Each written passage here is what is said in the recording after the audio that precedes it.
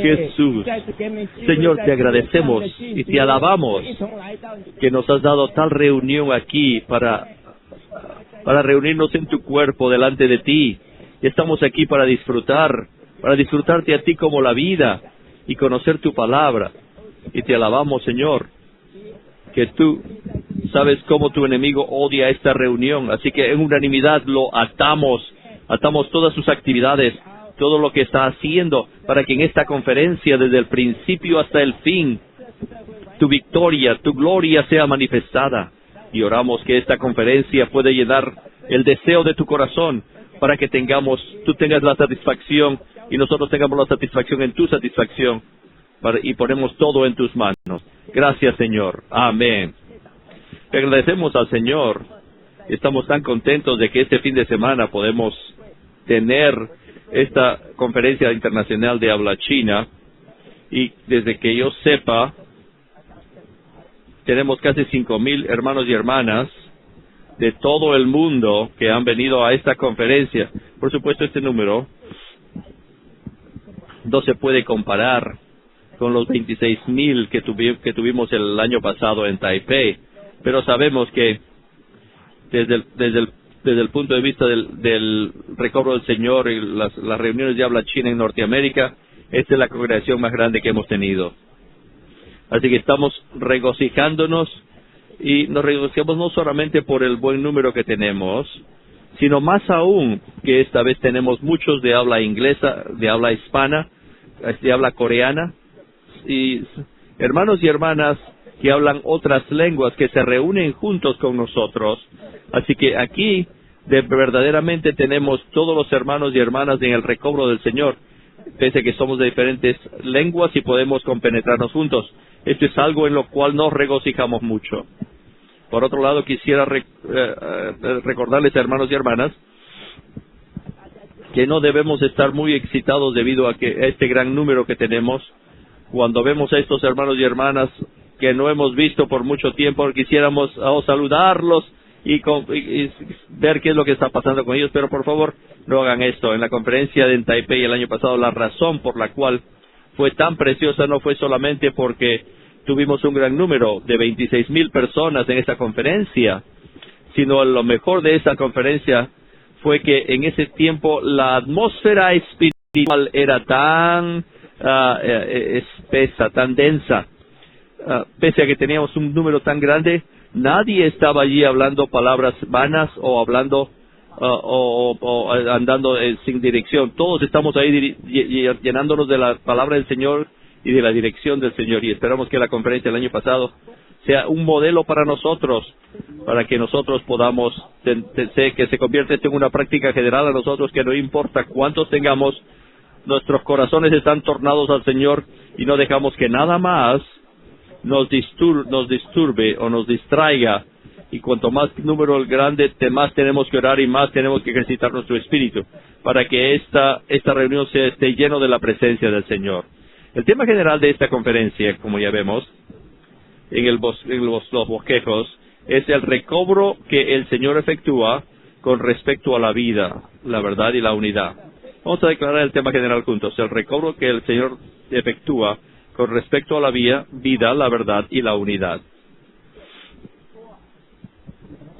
Como ya sabemos, el año pasado, ya por más de un año, hemos estado con la carga de hablar del recobro del Señor, y todavía tenemos esta carga de seguir con este tema. Claro que estamos en el recobro del Señor, pero que en realidad, ¿qué cosa es el recobro del Señor? Todavía nos preocupa que hay hermanos y hermanas que todavía no están muy claros en esto. Y aún hoy en día, algunos hermanos y hermanas todavía consideran que el recobro del Señor es solamente un nombre para nosotros. Cuando vemos a otro hermano o algunos que se reúnen en las denominaciones, ellos dicen se reúnen con los bautistas o tal iglesia, y le preguntan, ¿y dónde somos? Bueno, decimos nosotros nos reunimos como el recobro del Señor. Si consideran ustedes que eso es el nombre, han llegado a ser una secta o una denominación ya. La Biblia nos dice que no somos esto. El modelo de la Biblia nos dice claramente que cada iglesia se basa en la localidad en donde está. Por ejemplo, la iglesia en Jerusalén, la iglesia en Roma, la iglesia en Éfeso. La iglesia en estos lugares, Jerusalén, Éfeso o Roma, estos no eran los nombres de la ciudad, pero las iglesias no tenían ningún nombre. El recobro del Señor no es nuestro nombre. El recobro del Señor es algo que Dios está haciendo. Lo que Dios está haciendo, Dios está haciendo una obra de recobro. Así que recobro es que tú tienes algo allí, que estaba originalmente allí, pero fue perdido. Y entonces ahora quieres reganarlo de nuevo, entonces esto es el recobro. Por ejemplo, tú tenías muy buena salud y de repente te enfermaste. Entonces te debilitaste físicamente. Y ahora quieres recobrar tu salud, entonces vas a ir a un doctor, tomas medicinas, recibes inyecciones, descansas un poco y a fin de reganar tu salud. Y ese es el recobro de tu salud. Y otro ejemplo es que un padre y el hijo tienen una relación íntima entre ellos, pero de repente de algunos malentendidos, tienen diferentes opiniones entre los dos, así que la buena relación entre ellos fue perdida. Entonces el padre trata de hablarle a su hijo para negociar con él, para comunicarte con él, para reganar la buena relación. Entonces esto es recobrar esto. Así que el recobro quiere decir que algo que originalmente tenías y que ya se ha perdido y que ahora quieres ganarlo de nuevo. Esto es el recobro. ¿Qué cosa es el recobro del Señor? El recobro del Señor quiere decir que en la Biblia había muchas verdades, muchas visiones, muchas revelaciones, muchos principios espirituales. Los principios de lo que Dios estaba haciendo. Esto está revelado en la Biblia, pero debido a la decadencia de la iglesia, todo esto se ha perdido. Y sabemos que en el principio, después que el Señor fue crucificado y cumplió la redención, resucitó, llegó a ser el Espíritu vivificante y ascendió, y Él derramó el Espíritu económico de Dios para bautizar a todos sus creyentes en un solo cuerpo. Esta es la formación de la iglesia, cómo se produjo la iglesia. Pero después que la iglesia fue producida, hubo un periodo de tiempo en la iglesia que fue muy glorioso. La condición de la iglesia era normal y era gloriosa. Pero Satanás fue muy rápido para atacar la iglesia, porque sabía que una vez que la iglesia sea edificada, él va a ser terminado, va a ser acabado. Así es que él atacó la iglesia, y debido a este ataque que comenzó con Hechos capítulo 5, la iglesia empezó a degradarse hasta que en el siglo VI se hizo la iglesia católica, y eso fue una gran degradación. La iglesia se declaró hasta el siglos XIV y XV, cuando la iglesia católica, porque querían ellos edificar la catedral de San Pedro y no tenían suficiente dinero, entonces ellos le dijeron a la gente que no tienes que creer en Jesús. No es fácil creer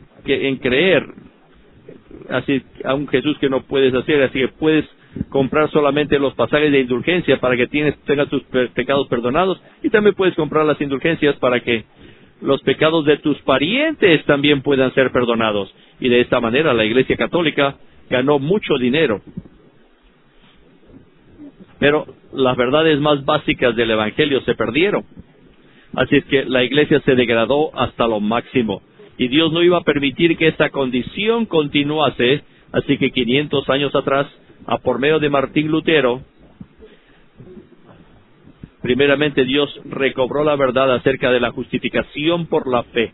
Y eso quiere decir que la verdad más básica del Evangelio fue recobrada en los últimos 500 años por diferentes siervos del Señor, por diferentes prácticas que han sido también recobradas. Y al comienzo del siglo XIX el Señor levantó a los hermanos en Inglaterra, y el Señor los usó para recobrar muchas de las verdades acerca de la iglesia. Y hace 80 años atrás, por medio del hermano Watchman Nee y el hermano Witness Lee, el terreno de la iglesia, la vía de iglesia, fue recobrada, y también otros puntos y otros, llegamos hasta la cumbre de la revelación divina que fueron recobrados. Entonces, ¿podemos decir que el recobro del Señor ha sido ya completado en forma completa? No, el Señor todavía está haciendo su obra de recobro. ¿Qué cosa es el recobro del Señor? Este es el tema general de esta conferencia. El recobro del Señor presente, el recobro del Señor que está haciendo ahora, no es recobrar otras cosas, no recobrar solamente la verdad acerca de la justificación por la fe que ya fue recobrada hace 500 años. No necesitamos recobrar eso de nuevo, tenemos que aplicarla. Y lo que el Señor está recobrando ahora son tres cosas: la vida, la verdad y la unidad. Y estas tres cosas no son tres cosas separadas, las tres están interrelacionadas. En otras palabras, si hablas de recobro, tienes que hablar acerca de estas tres cosas al mismo tiempo. Estas tres cosas necesitan ser recobradas simultáneamente. No puedes recobrar solamente la vida sin recobrar la verdad, y no puedes recobrar esa mucha verdad, y no podemos aguantar eso, queremos más vida. O sea que en algunos restaurantes chinos tienen estos menús, estas combinaciones, así que si compras cierta cosa, esta es la combinación 1, 2 o 3, así que recibes estas tres cosas, es un solo juego, un solo plato, es la vida, la verdad y la unidad. Si pides este plato tienes que recobrar las tres cosas juntas. Así que quiere decir, yo quiero solamente la vida y la paz. No me importa la unidad. Bueno, disculpe, pero si no quieres recobrar la unidad, entonces es imposible que tú tengas el recobro genuino de vida y de la verdad, o el recobro de la experiencia de la vida y la verdad. Tú no puedes decir que quieres la verdad y la unidad, pero no quieres la vida. Si no tienes el recobro de la vida, es imposible que tengas tú la verdad y la unidad. Así que los tres puntos, pese a que son tres aspectos, los tres están interrelacionados y no pueden ser separados. Así que el Señor quiere recobrar estas tres cosas juntas. Vamos a decir, ¿qué es lo que el Señor está recobrando hoy en día? Vida, verdad y unidad. Muy bien, ahora venimos al mensaje número 1. El número 1 es el recobro que el Señor efectúa con respecto a la vida, que tiene como fin el cumplimiento del propósito de Dios. El recobro que el Señor efectúa con respecto a la vida tiene como fin el cumplimiento del propósito de Dios. Así que con el recobro presente del Señor es recobrar la vida. El recobro de la vida es ¿para qué? Es para el propósito de Dios. Sabemos que en esta conferencia tenemos muchos nuevos que recién han sido salvos, y muchos de ustedes tal vez esta es su primera conferencia, así que les damos la bienvenida, pero por amor a ustedes tengo que darles ciertas explicaciones. Por ejemplo, el término, el propósito, que tal vez no encuentra en otro grupo cristianos, el propósito de Dios. La Biblia nos muestra que nuestro Dios es un Dios que tiene voluntad y que tiene propósito.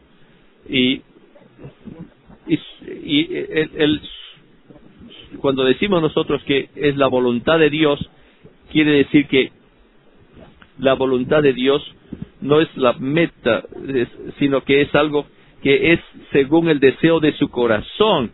Efesios 1 nos muestra que hay un buen placer, un beneplácito de Dios, que Él ama esto. Cada vez que piensa en esto, Él está tan contento. Así que esto no es solamente una dirección o una meta que Dios quiere lograr, sino más bien es la voluntad de Dios, es su voluntad eterna, que nunca cambia. Así es que en la versión recobro tenemos esta palabra, propósito, que en chino quiere decir una voluntad definida. Cuando venimos al número Romanos 4 vamos a entrar a este punto de nuevo, pero al principio quiero decirles esto. El propósito eterno de Dios, si lo ponemos en una sola oración, es para que Él gane un hombre corporativo como su expresión corporativa y representación de Él. Así que vamos a explicar esta oración. Si haces o no lo haces, tienes que esperar, pero Dios tiene un propósito. ¿Cuál es su propósito? ¿Cuál es su voluntad? Es ganar un hombre corporativo para que sea su expresión corporativo y representación. Y este hombre corporativo es la iglesia, que es el cuerpo de Cristo. Por el momento, pues, eso es lo que voy a decirles. Así que el mensaje 1 es el recobro de la vida para el cumplimiento del propósito de Dios, para que Dios pueda lograr este propósito, para que Dios pueda ganar un hombre corporativo, para que sea su expresión y una representación corporativa. La vida es absolutamente necesaria. La vida es muy crucial. Y número Romanos 1 nos dice qué cosa es la vida. Si queremos recobrar la vida, primeramente tenemos que entender qué cosa es la vida. Si no sabes lo que es la vida, entonces ¿cómo podemos nosotros tener un recobro de la vida? Así que número Romanos 1 dice, debemos entender en qué consiste la vida. Así que tenemos allí 9 subpuntos, y los primeros 6 nos hablan de qué cosa no es la vida. Así que primeramente tiene que saber que la vida no es esta cosa. Y después los últimos 3 puntos nos muestran qué cosa es la vida. Estos 6 puntos nos dicen lo que no es la vida. La primera es la devoción no es vida. Después ni tampoco la buena conducta, ni tampoco es el poder, ni los dones. No es el aumento en el conocimiento, y la vida divina no es la vida humana, no es vida. Así que entendemos que los que recién han sido salvos son los que están oyendo esto por primera vez. Va a encontrar difícil entender cómo es que no son estas cosas. Si dices tú, no es esto, no es el mundo, eso sí entiende.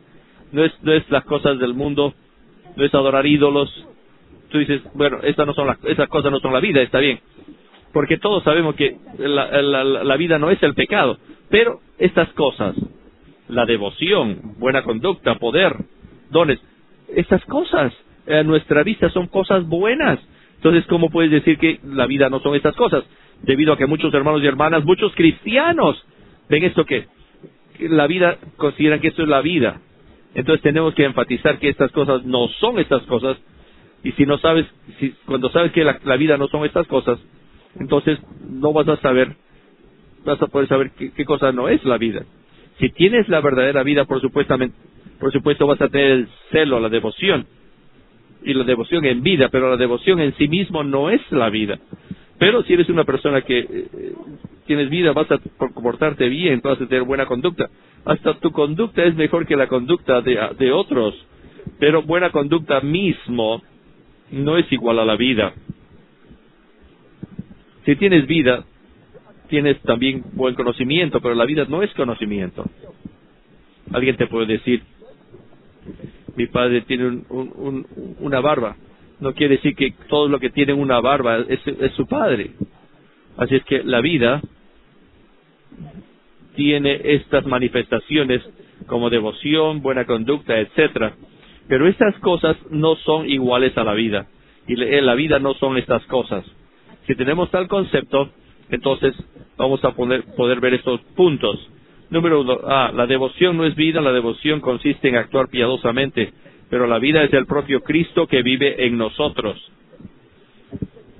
Así es que la devoción ordinaria es un ejercicio según los atributos humanos, es una actividad humana. Y esta clase de devoción, esta clase de celo, no es la vida. El ejemplo más obvio es Pablo, porque Pablo, antes de encontrarse con el Señor, antes de ser salvo, o sea, antes de que él tuviese la vida, él tenía un celo religioso muy fuerte.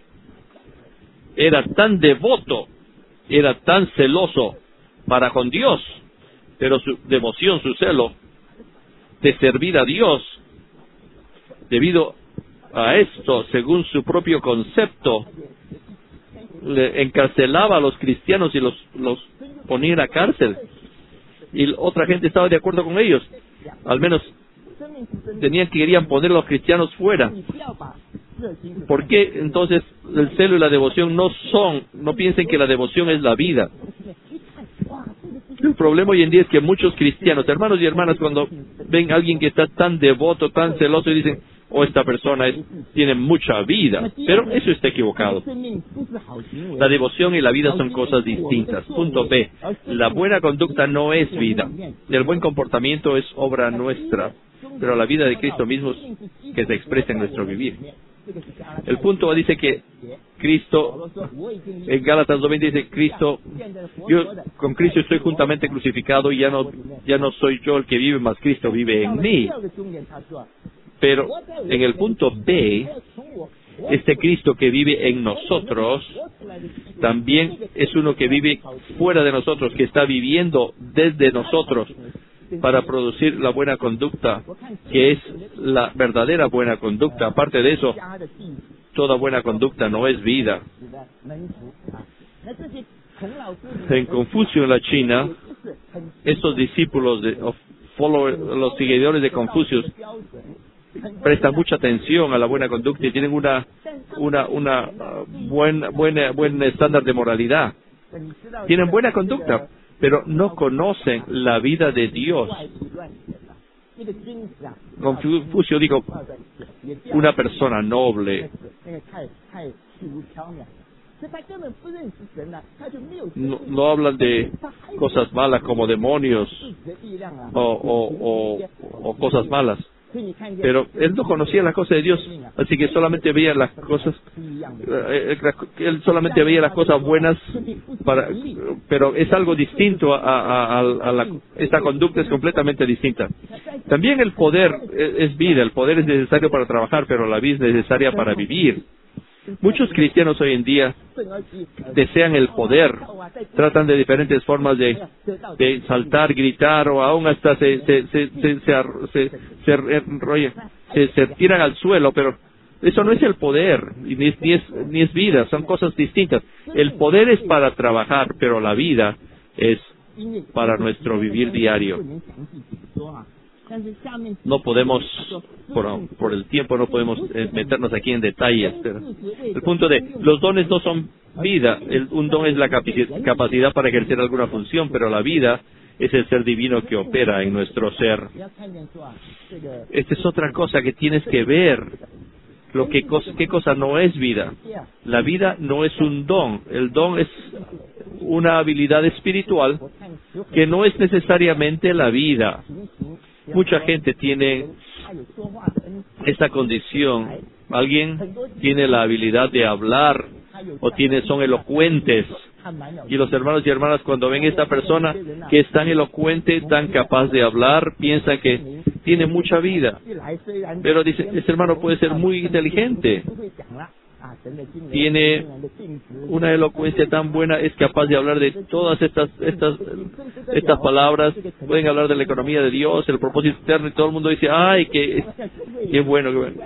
En un año va a ser un anciano. Pero la razón por la que tienen ese concepto es debido a que ellos no conocen que los dones no son la vida. Algunos dicen, no saben que yo me ganaba el primer lugar en el concurso de oratoria, pero no se dan cuenta por qué no me ven a mí para compartir un mensaje. Es que no es eso don. Claro, queremos perfeccionar a todos los hermanos y hermanas a que puedan hablar bien, para que puedan ganar la verdadera vida, que es el verdadero perfeccionamiento, no solamente ejercitar en dar mensajes basado en tu propia elocuencia. Eso no es vida. Así que los dones y la vida son dos cosas distintas. El aumento del conocimiento no es vida. El aumento del conocimiento es una simple acumulación de información, pero la vida es el aumento de Dios en nosotros. Aquí ves Colosenses 2:19. No podemos leer todos estos versículos, pero aquí, este versículo dice que el cuerpo de Cristo crece con el crecimiento de Dios. Solamente el crecimiento de Dios en nosotros es el crecimiento genuino de vida. Solamente tener un aumento en conocimiento no es el aumento del crecimiento de Dios. El año pasado, en agosto, tuvimos una semana de perfeccionamiento, pese a que fue un entrenamiento de habla china. Vamos a tener que muchos de habla inglés, colaboradores estaban allí también. Por ejemplo, el hermano David Les estaba ahí en ese entrenamiento de perfeccionamiento. No solamente él vino, sino también dio su testimonio. Tal vez David Luz no estaba muy claro qué cosa eso, pero su testimonio nos dio mucha ayuda. En los últimos 40 o 50 años, muchos estudiantes de ultramar que vinieron acá a estudiar, eran del lejano oriente. En los últimos 10 o 20 años hemos tenido muchos de estos estudiantes de la China continental, y no importa de dónde vienen, de Taiwán o de la China continental, tienen las experiencias similares, que son que cuando ellos están estudiando, especialmente en los años 50, en ese tiempo, ellos vivían una vida de pobreza. Ellos solamente vivían con fideos chinos esos. No tenían nada más que comer. En los años 60, cuando yo recién vine acá, oí muchos de estos testimonios. Cuando era estudiante, mi refrigeradora siempre estaba vacía porque no tenía que poner los fideos chinos en la refrigeradora. Pero ahora tengo un trabajo, agarro mucho dinero, así que mi refrigerador está lleno. Pero mi corazón todavía está vacío. En los últimos 10 o 20 años, con estos estudiantes de la China continental, también han tenido experiencias similares. Muchos de estos, cuando obtienen un grado, a un doctorado, tienen un buen trabajo, entonces descubren que eso no los satisface y quieren, más bien, si es que hay un buen grado o un buen trabajo, no puede satisfacerte a ti. Así es que estos estudiantes del lejano oriente no están satisfechos con esto y aún dejan su trabajo para servir al Señor, y muchos de ellos quieren ir al seminario. Y el año pasado, en la conferencia de perfeccionamiento en Nueva Jersey, habían 2 o 3 eruditos de la China continental que ya tenían un grado y podían tener comunión conmigo. Algunos hermanos o hermanas pueden recomendarnos a qué seminario debo ir. Y a ese tiempo les dije a unos colaboradores, les dije, no pierdas tu tiempo, les dije. Si vas al seminario, a lo más vas a ganar conocimiento mental de la Biblia, pero no vas a obtener mucha vida. No importa cuánto los exhorté, aparentemente estaban de acuerdo, pero sabía que interiormente ellos no estaban de acuerdo. Pero el hermano Dave dio su testimonio, que cuando fue salvo dijo, antes de venir al recobro del Señor, él amaba al Señor y también tenía el deseo de que el Señor quería que fuese al seminario. Pero su testimonio es que cuanto más estudiaba en el seminario, más disminución, aumentaba su conocimiento, pero más perdía la presencia de Dios. Así que finalmente se olvidaba del seminario, y cuando vino el recobro del Señor, inmediatamente él se puso en contacto con la vida de Dios, y su testimonio fue de mucha ayuda a hermanos y hermanas. Y esto nos muestra que el crecimiento en conocimiento no es igual a la vida. Punto F. Nuestra vida humana no es vida. Nuestra vida humana, tienes estas 2 palabras griegas ahí, bios y suke. Nuestra vida humana es mortal, pero la vida zoe es eterna. Vamos a considerar estos 3 círculos concéntricos en la pizarra, y muchos ya conocen estos 3 círculos muy bien. Todos conocen que esto se refiere a las 3 partes del hombre.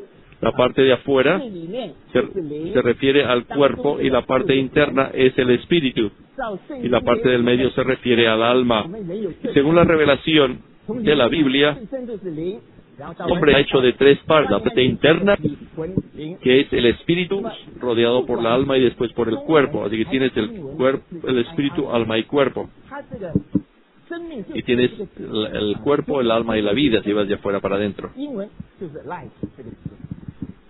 Si hablas en chino o en español, la vida es una sola palabra.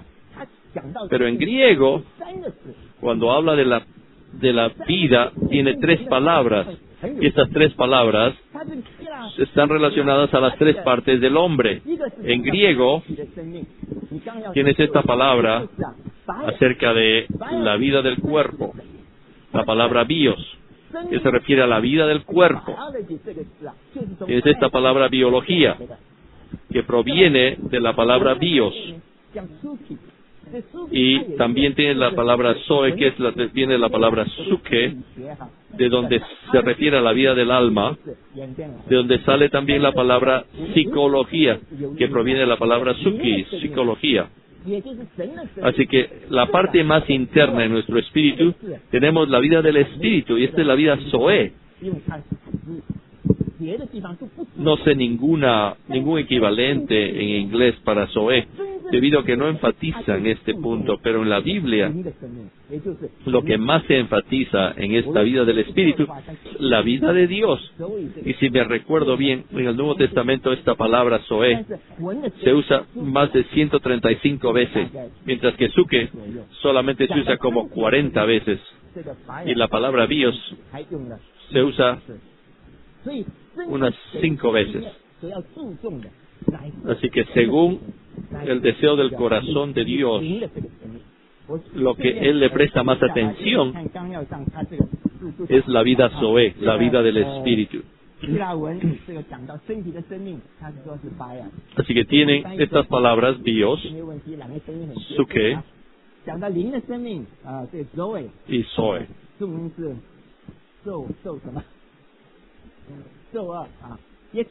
Y zoe.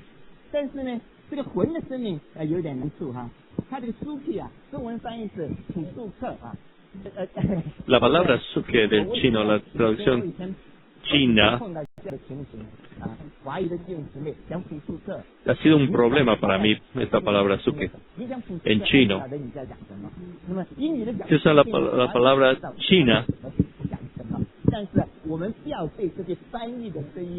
bios y zoe, no hay problema, pero con la palabra suke, Suzuka, es un poco confusión. Y los hermanos de habla inglesa no pueden entender, pero no debemos ser confundidos con estas palabras. La vida humana es la vida zoe, es la vida del alma, es la vida del suke. No es la que enfatiza la Biblia. La vida que tenemos que recobrar no es la vida del alma, sino que debemos recobrar la vida de Dios. Pese a que la Biblia enfatiza una y otra vez el asunto de la vida zoe, muchos de los cristianos no saben lo que es la vida. Todos piensan que estamos hablando de la vida humana, de la vida del alma. Pero eso no es de lo que habla la Biblia, de lo que enfatiza la Biblia. Lo que enfatiza la Biblia es la vida eterna de Dios. Así que tenemos que ver lo que es verdaderamente la vida. Vemos que la vida no es devoción, ni poder, ni dones, ni aumento de conocimiento, ni en nuestra vida humana. De esto no habla la Biblia mucho, sino la vida que queremos recobrar es la vida de zoe. Así que la vida que queremos recobrar, ¿qué cosa es? Están en los puntos 3 últimos de GHI. Leámoslo juntos. La vida es el contenido intrínseco de Dios y lo que fluye de Él. El contenido intrínseco de Dios es su propio ser, y lo que fluye de Dios es Él mismo que se imparte a nosotros como vida. Así que primeramente, la vida es el contenido de Dios. Así que lo que Dios tiene dentro de nosotros es vida. Dios es vida. La vida es Dios. Y aquí dice, se refiere específicamente a Dios el Padre. No es solamente el contenido de Dios, sino también el fluir de Dios. ¿Qué quiere decir esto? Hoy en día Dios enfatiza el asunto de vida, no solamente para que sepamos que Dios es vida y que Él es vida, dentro de Él está la vida, sino que Él desea que quiere que esta vida fluya y entre en nosotros y pueda ser impartida en nosotros. Así que Dios es el contenido y el fluir de Dios.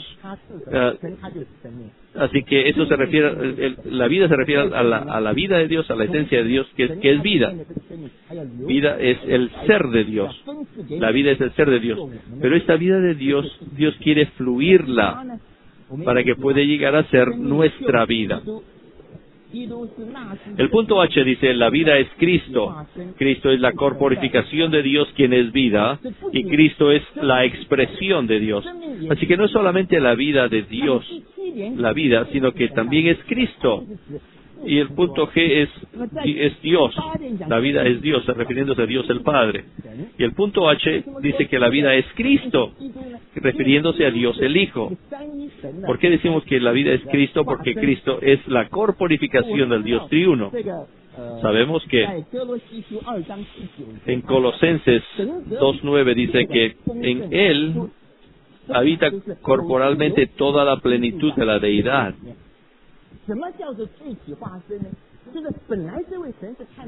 ¿Qué cosa es la corporificación? Originalmente, Dios es invisible. Nadie lo puede ver, es tan maravilloso, pero Cristo declara, explica a este Dios a nosotros y Cristo hace que Dios sea tan real, tan tangible para nosotros. Así que tenemos que enfatizar una y otra vez aquí. Juan 1:18 dice, que está bajo el punto H, que dice, nos da la definición de lo que es el Hijo unigénito. Él es el Hijo unigénito de Dios. ¿Qué quiere decir esto? Él quiere decir que hace muchos años Dios se casó y tuvo un hijo que se llama Jesucristo, el Hijo unigénito. Ese es el concepto humano natural que es equivocado. ¿Qué cosa es el Hijo unigénito de Dios? Juan 1:18 nos muestra. ¿Quién puede recitar este versículo? A Dios nadie le vio jamás. El unigénito Hijo que está en el seno del Padre, Él le ha dado a conocer. Así es que el unigénito de Dios, el unigénito Hijo es para declarar a Dios, lo da a conocer. Él mora en la luz inaccesible, es el Padre. Y cuando este Dios es declarado, Él es manifestado, entonces Él es expresado. Entonces, Él es el unigénito de Dios, porque en la sociedad humana, el hijo de cierto hombre, pese a que recibe la vida del Padre, el Hijo es el Hijo y el Padre es el Padre. Son dos personas separadas. Pero cuando hablamos de Dios, el Padre, Dios el Padre y Dios el Hijo, no son dos personas separadas, no son dos entidades separadas. Dios, que mora en la luz inaccesible, cuando es declarado, cuando es explicado, cuando Él es expresado para que los hombres lo puedan ver, entonces Él es el Hijo. Dios el Hijo no es solamente el Hijo de Dios, Él también es la palabra de Dios. Él es el que es la definición, la explicación de Dios, es la imagen de Dios, para que Él pueda expresar la imagen de Dios. Así es que podemos decir que Cristo es la corporificación de Dios, porque Él es la corporificación de Dios, entonces Él es la luz y el Hijo también es la luz. Cristo mismo enfatiza una y otra vez que Él es la luz. Él es la vida. La vida es el Espíritu Santo. La vida es el Espíritu Santo. El Espíritu Santo es la realidad misma de Cristo y es también el Espíritu de vida quien nos da vida. Así que el punto I dice que no solamente Dios el Padre es vida, y no solamente que Dios el Hijo es vida, sino que la vida también es Dios el Espíritu. Porque el Espíritu Santo es la realidad misma de Cristo, y no sé cómo se sienten ustedes Pero a veces dicen, ¿cómo tu bosquejo siempre repites esto una y otra vez? ¿Por qué dices Dios es el Dios triuno? Ahora dices, ¿por qué Dios es Dios el Padre, Dios el Hijo y Dios el Espíritu? Esto no es necesario. No, cuando el hermano Lee escribió esto, él tenía una razón detrás de esto. Y se debe a que Dios es el Dios triuno, pero cuando venimos a Dios el Padre, se refiere al creador del universo, al que hizo los cielos y la tierra, el que gobierna los cielos y la tierra. Pero hoy en día no solamente nosotros los cristianos creemos en el Señor, también nosotros creemos en Dios, que es el creador de los cielos y la tierra. Y hay otras gentes, los musulmanes por ejemplo, que creen en el judaísmo, también creen en el Dios que creó los cielos y la tierra. Pero los musulmanes aún dicen que creen y adoran a su creador. Ellos no saben que este Dios es la vida. Así que cuando van a una mezquita, y yo creo en Alá, quien es el que creó los cielos y la tierra. Y dices, hoy yo creemos en el mismo Dios. No es el mismo. La diferencia es que el Dios en que nosotros creemos no es solamente el creador de los cielos y la tierra. Él es vida. Y los musulmanes no tienen ese concepto en lo más mínimo. Pero los judíos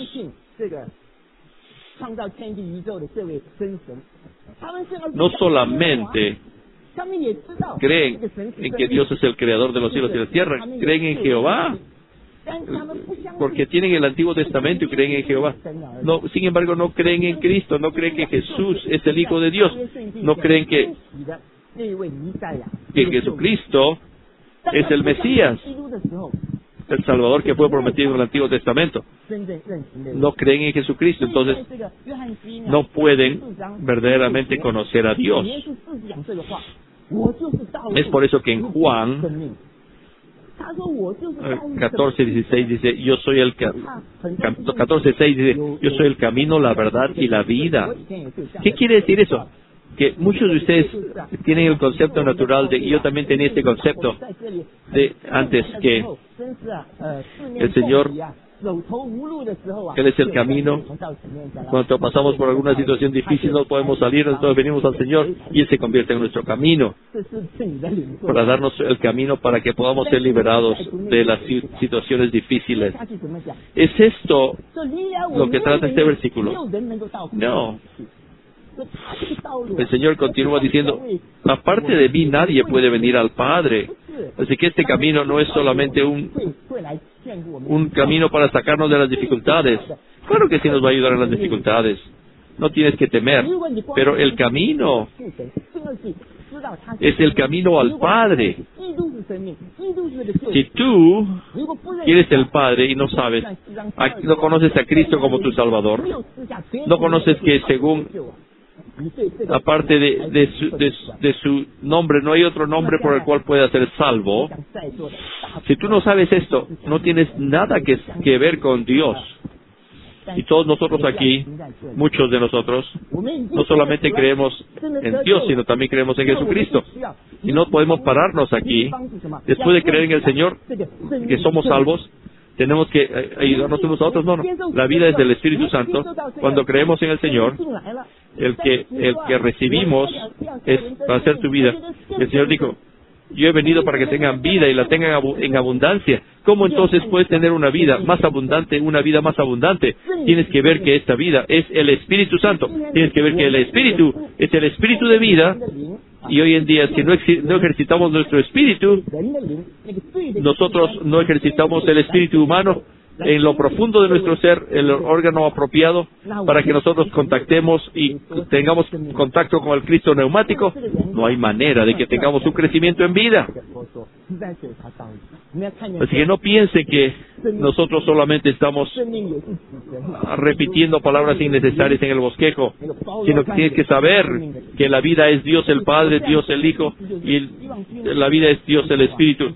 Cristo es el Espíritu que todo lo incluye. Así que espero que cuando salgan a predicar el Evangelio ustedes, espero que no sean muy rápidos, no sean muy ociosos tampoco. Cuando tú crees, tú dices, tú crees, le dices, yo creo en Dios. Le dices, qué bien, ya eres salvo. No es así, no sean tan rápidos, vayan, avancen un poco más. ¿Qué clase de Dios creen ustedes? ¿Ustedes creen en Jesucristo? Dice, bueno, es una cosa natural, solamente seguimos al mismo Dios. No seguimos al mismo Dios. En el mundo hay un mismo Dios, pero hay diferentes maneras de llegar a Roma. No importa qué camino tomes, vas a acabar en Roma. Roma es una ciudad física, es que hay muchos caminos para llegar ahí, pero no puedes decir que hay muchos diferentes caminos para llegar a Dios. No, solamente hay un camino, que Jesucristo es el único camino. Aparte de Él, nadie puede venir al Padre. No digan ustedes, apenas creemos en el Señor Dios, está bien. No. Tú tienes que creer en Cristo como el camino. Cuando tienes a Cristo de verdad, conoces a Dios de verdad en tu vida. Muchos cristianos dicen, alabado sea el Señor, ya creo en el Señor, ya tienes salvación eterna, pero después que crees en Cristo, conoces tú que Dios el Espíritu es el Espíritu que da vida. Conoces tú que el Espíritu como el Espíritu de vida. Si tú no conoces esto, vas a tener a Cristo, una vida cristiana que no va a tener mucha experiencia de vida en tu vida cristiana. Así que tenemos que recobrar esto. Espero que todos ustedes, hermanos y hermanas, puedan ver que Cristo no es solamente Dios el Padre, sino que también es Dios el Cristo y Dios el Espíritu. Ahora vamos al punto número 2. Número Romanos 2 dice, la vida es el atributo básico y primordial de Dios. Aquí tenemos estos atributos. ¿Qué quiere decir esto?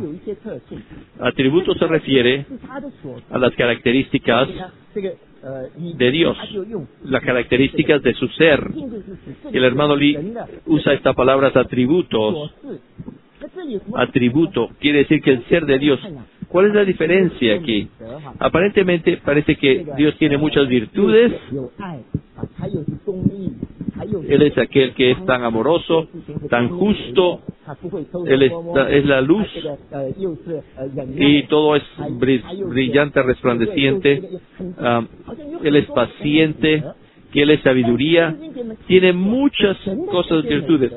Pero la Biblia nos muestra que todas estas virtudes de Cristo no solamente son virtudes, sino que son también su ser. Así que nos dice que Dios solamente tiene amor, sino que dice que Dios es amor. El amor dice que Dios tiene luz, dice que Dios es luz. Así que la Biblia nos muestra que las virtudes de Dios son solamente su ser. O sea que son sus atributos. Para nosotros los seres humanos, como vamos a ver, el hombre fue creado a la imagen de Dios. Pero para nosotros también tenemos estas virtudes. Por ejemplo, el hombre también tiene amor. Dios es amor, pero el hombre también tiene amor. Dios es justo y nosotros también tenemos un corazón que busca las cosas buenas, la justicia. Dios está ahí. Hay un corazón que simpatiza con otros, por ejemplo, también. Tenemos estas virtudes, pero estas no son nuestros atributos, no son nuestro ser. Si tú me crees, yo te puedo probar a ti. Algunas personas son tan mansas. Esta persona mansa tiene una mansedumbre como virtud, pero no piense que una persona mansa siempre es mansa. A veces he visto una persona tan mansa y de repente pierde su paciencia. Y entonces esta mansedumbre no es su ser, es solamente virtud. Pierde su virtud a veces. Los chinos dicen, los que aman a otros van a ser amados por otros. Si quieres que otros te amen, tú tienes que amar a otros. Pero si otra persona no te aman, tú todavía amas a otros. Tú vas a estar bien orgulloso de tu virtud humana, que eres una persona tan bondadosa, pese a que nadie te ama. Tú todavía encuentras que sea difícil amar a otros. Porque para ti, amor es solamente una virtud, no es un atributo. No estás aquí jugando con palabras, ni tampoco estamos aquí para inventar nuevas palabras con terminología. Pero hay una gran diferencia. Para Dios, las virtudes de Dios no son solamente sus virtudes, sino es su ser. Así que sus virtudes no cambian porque Él, por ejemplo, Él mismo es amor, así que Él ama. Cuando Él nos ama hasta el fin. No va a cambiar.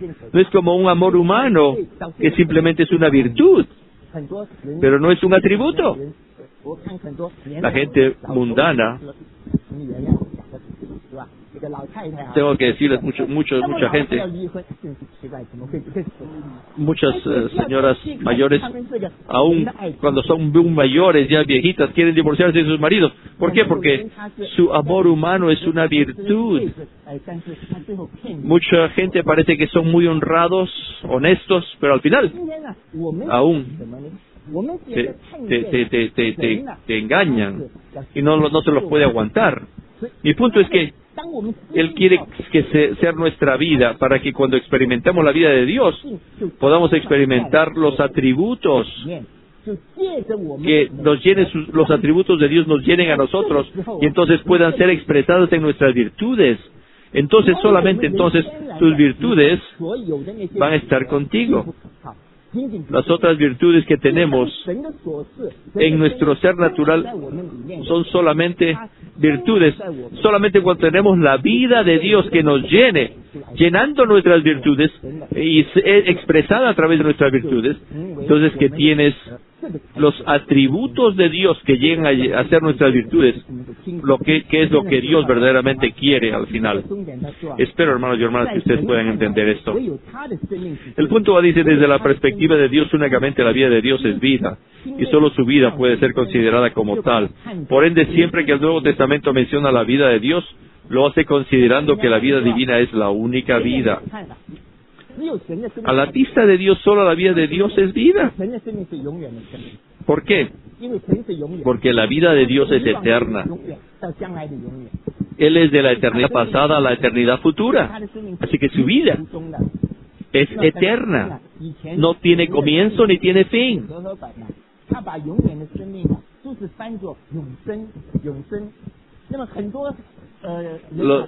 La vida, la traducción en la Biblia Unión de la China, dieron la impresión equivocada que la vida eterna se refiere a una condición a la cual los hombres van a entrar en el futuro porque creemos en el Señor Jesús y no vamos a morir, sino vamos a continuar viviendo. Esa es la vida sin fin, una vida eterna. Pero de esto no se refiere a la vida en la Biblia. Según la Biblia, esta vida eterna es la Biblia de Dios, y debido a que la vida de Dios es eterna, es la vida que tú puedes ganar hoy día. Tú ganas hoy día, tú lo recibes a Él, tú recibes esta vida eterna. Así que no tienes que esperar hasta la eternidad futura para ver si sabes si te mueres o no. Pero hoy en día aquí, después de creer en el Señor, tenemos la vida eterna. Y esta vida es eterna. Esto es tan preciosa, y porque es tan eterna, no cambia. No cambia. Es incorruptible. No importa qué es lo que tome, qué es lo que te pase, no vas a ser humillado, porque esta vida es incorruptible. Si hablas del Dios y si alguien te pega nada más, puede desaparecer. Esta vida física puede cambiar. Aún la vida del suke, si estás bajo muchas situaciones difíciles, no puedes aguantarlo, entonces puedes hasta enloquecerte. Pero la vida de Dios es la vida que es incorruptible, no cambia. Esta es la vida que tenemos que disfrutar hoy en día. Así que a los ojos de Dios, a la vista de Dios, esta es la vida única. Todas las otras cosas, a los ojos de Dios, no es la vida en lo absoluto. Nuestra vida humana es mortal, es creada, tiene comienzo y fin. Esta vida tiene comienzo y fin. No quiere decir lo que piensa la gente china, que cuando haces algo tienes que tener un buen comienzo y un buen fin. Si no tienes que tener un logro. Pero acerca de la vida, lo que queremos no es una vida que tiene comienzo y fin. Si queremos una vida que no tiene comienzo ni tiene fin, esta vida es la vida increada. Una vida que tiene fin es una vida mortal. A la vista de Dios, esta clase de vida no es la vida verdadera. Así que a la vista de Dios, la vida genuina, ¿qué cosa es? Es la vida de Dios. Solamente la vida de Dios es la vida verdadera. Así que punto B dice, la vida de Dios es eterna, es decir, no es creada, no tiene principio ni fin, existe por sí misma, existe para siempre y es inmutable. Espero que después que acabemos esto, ustedes lo lean una y otra vez para que vean qué preciosa es esta vida, qué preciosa es la vida que ustedes han recibido, para que ustedes tienen la vida eterna en ustedes. Esta es la vida increada, no es creada, una vida que no cambia. Es inmutable. Hoy día te encaras con muchas dificultades y no tienes que responder esto por ti mismo. No puedes defenderte a ti mismo. Necesitas regresar a la vida de Dios, porque esta vida es la vida que es inmutable y es incorruptible, indestructible. C. La intención de Dios al crear al hombre era que éste comiera del fruto del árbol de la vida y así recibiera la vida eterna de Dios. Pero el hombre creado cayó, se alejó del árbol de la vida pero Dios quería que lo recibiese a él como vida y lo tuviese a él como vida. Número Romanos 3. La vida es el Dios triuno que se imparte a nosotros y vive en nuestro ser.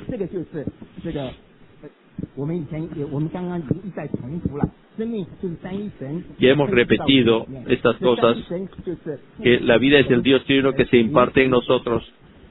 Dios el Padre, Dios el Hijo, Dios el Espíritu. Nuestro Dios es triuno. En la teología en los últimos 2000 años ha causado tanto problema a los teólogos. Muchos teólogos han discutido por 2000 años si es que Dios es tres o Dios es uno. En su plan en sí, en su economía, tienes los aspectos del Padre, el Hijo y el Espíritu. Sin embargo, por otro lado, no son tres dioses separados, es un solo Dios. En vida y naturaleza es solamente uno. Así es que Martín Lutero una vez dijo, es solamente el Dios triuno mismo que puede entender lo que es el Dios triuno. Nosotros que somos tan limitados en tiempo y espacio no podemos entender esto. Y por supuesto no puedes decir esto, no puedes decir que no te interesa.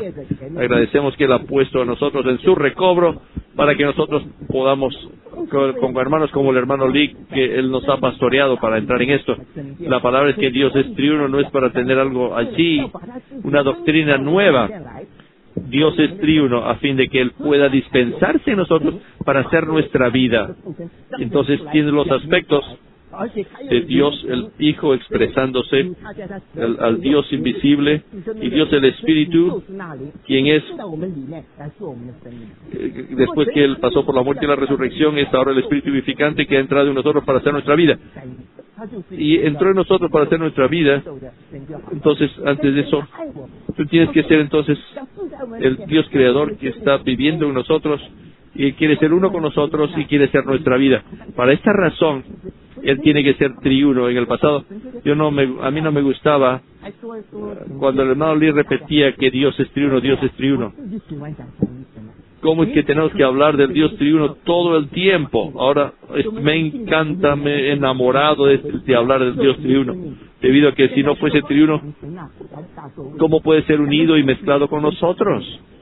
Hoy en día, solamente hablar de Dios. Cuando hablamos del Dios triuno, es tan dulce para nosotros.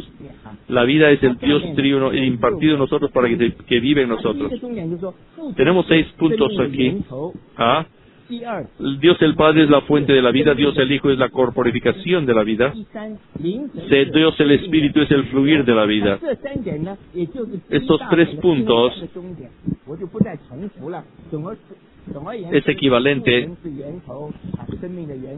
al número punto I, así que no voy a repetirlo. Dios el Padre es la fuente de la vida, Dios el Hijo es la corporificación de la vida, Dios el Espíritu es el fluir de la vida, para que esta vida sea tan sustancial, tan concreta para nosotros, que ya no somos ya nosotros, sino es algo que nosotros podemos experimentar, y Dios el Espíritu es el que fluye a la vida.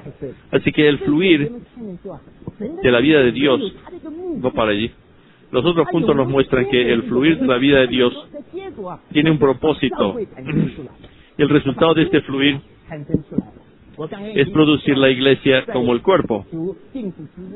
Ahora les digo, después que el Señor fue crucificado y que cumplió la redención, en resurrección se llegó a ser el Espíritu vivificante, y en su ascensión, en su trono, Él derramó su espíritu económico.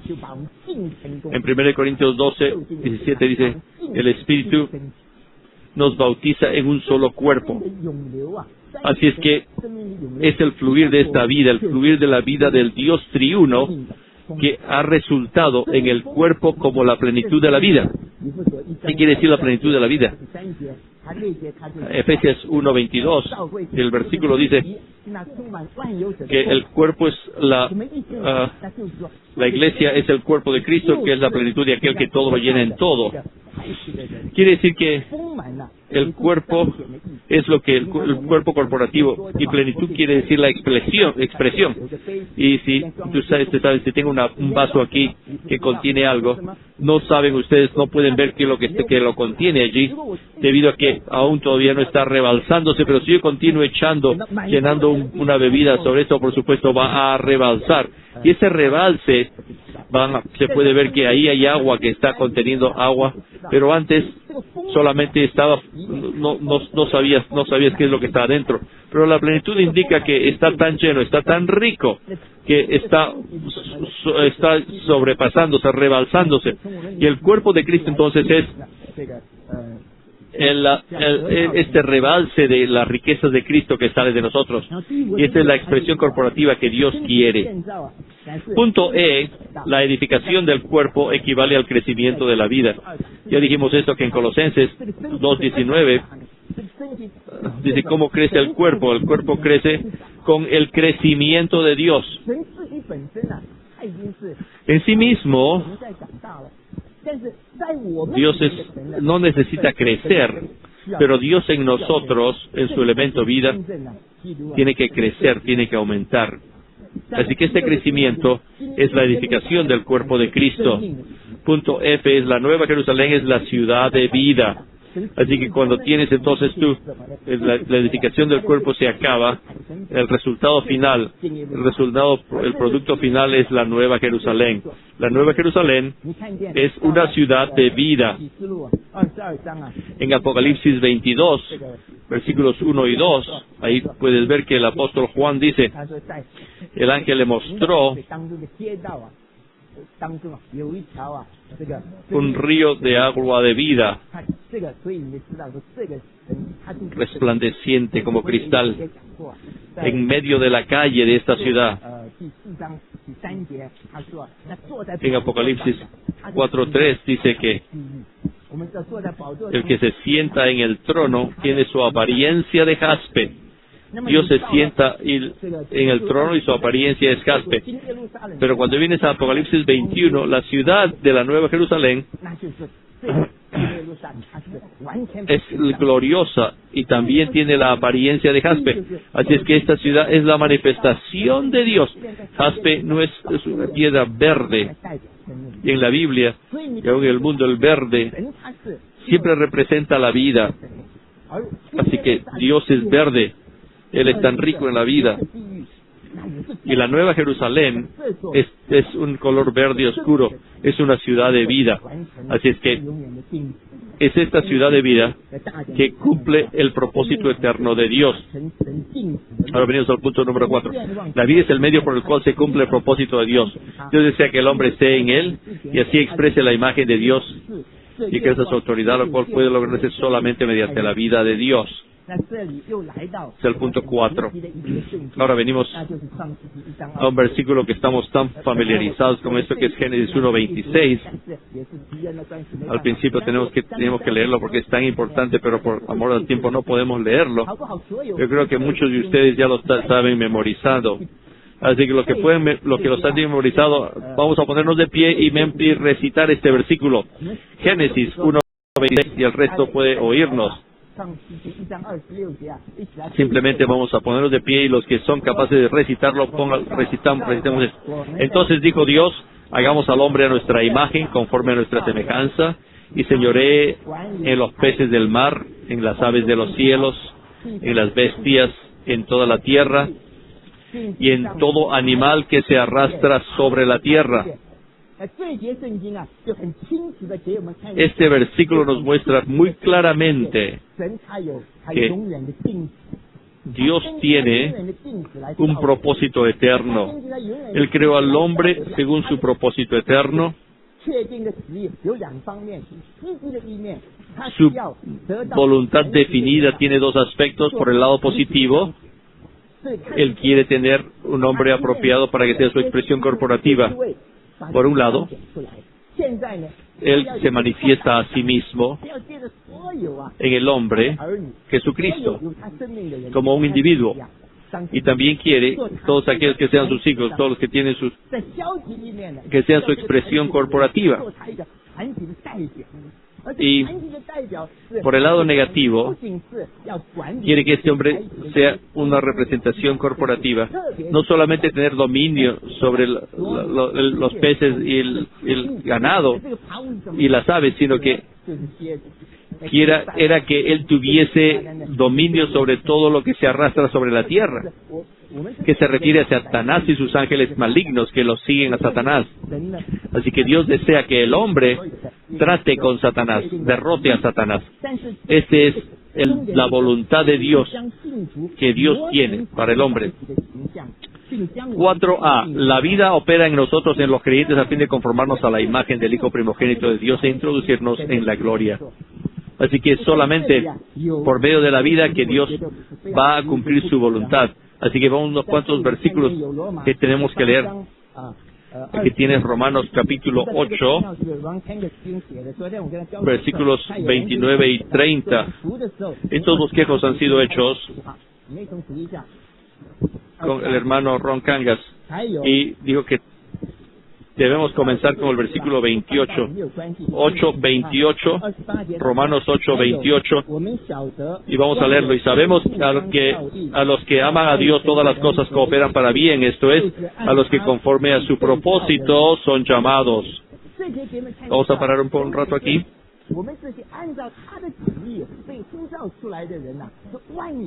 Dios quiere que los que hemos sido llamados conforme a su propósito, quiere que nosotros, todas las cosas cooperen para bien. ¿Qué propósito? Como dice en el versículo 29, porque los que antes conoció también los predestinó para que fuesen hechos conforme a la imagen de su Hijo, para que Él sea el primogénito entre muchos hermanos.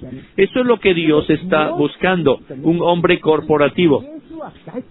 ¿Qué quiere decir ser conformados? Quiere decir que el Señor Jesús mismo es el molde y todos nosotros hemos sido puestos en Jesús como el molde. Entonces las cosas, por medio de todas las cosas funcionan, cooperan para bien. ¿Pero para qué? Para ponernos en el molde. Hay veces cosas que nosotros no aguantamos y no toleramos, pero simplemente permanece en el molde y tú vas a ser conformado a la imagen del Hijo primogénito de Dios para que lo puedas expresar. Así que, hermanos y hermanas, tú estás en el medio de situaciones difíciles, estás bajo presión. No debes de temer, sino tienes que agradecerle al Señor porque Él está conformándote a la imagen del Hijo primogénito. El punto B dice, la vida de resurrección nos otorga autoridad. Acerca de la autoridad y representación tiene que ver que todo esto está en resurrección. Ahora vamos al número 5. El enfoque central del recobro que el Señor efectúa es recobrar todo lo relacionado con la vida divina que mora en nosotros a fin de que Dios obtenga su expresión corporativo. En la degradación el cristianismo desconoce por completo el asunto de la vida. 1. Si se carece de la vida divina no se puede expresar a Dios. 2. Estamos aquí para que sea recobrado todo lo relacionado con la vida divina a fin de que Dios no obtenga su expresión corporativa. Ya hemos hablado de esto. Pero debido a que no puedes oír esto en el cristianismo, así que el Señor desea recobrar esto. El Señor está recobrando que Cristo sea nuestra vida y nuestro todo, y el que la iglesia sea su cuerpo, su plenitud. El recobro del Señor no es un movimiento, el recobro de Cristo mismo, quien como simiente de vida se ha sembrado en nuestro ser. 1. El reino de Dios es el Dios triuno, quien habiéndose encarnado se ha sembrado en su pueblo escogido, a fin de crecer y desarrollarse en ellos hasta constituir un reino. 2. El reino es el agrandamiento de Cristo, la multiplicación del Cristo, que es la simiente de vida sembrada en nuestro ser.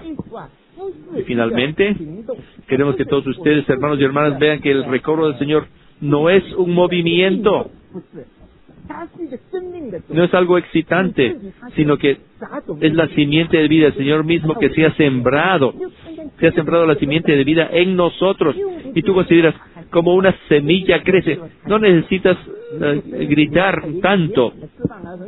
Claro, si tienes un espíritu liberado, puedes gritar, está bien, pero el crecimiento en vida es algo tan normal.